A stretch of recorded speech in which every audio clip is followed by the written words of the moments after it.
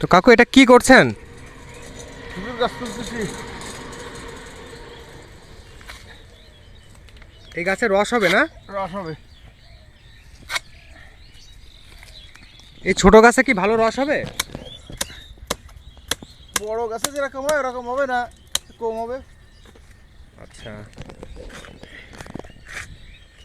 তো ভিউয়ার্স, এটি হচ্ছে খেজুর গাছ তোলার একদম শুরুর যে প্রক্রিয়া সেটি। প্রথমে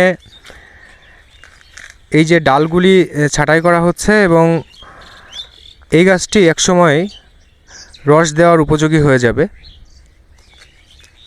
তো এটি হচ্ছে প্রথম ধাপ খেজুর গাছ কাটার।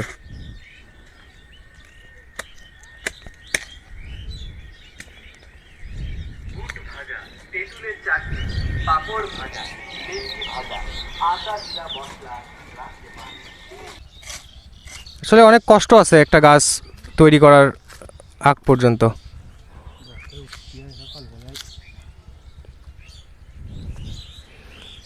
আমরা যে রসটা খাই, তো সেই রসটি পাওয়ার আগ পর্যন্ত একজন মানুষের যে কষ্ট তা দেখেই বোঝা যাচ্ছে।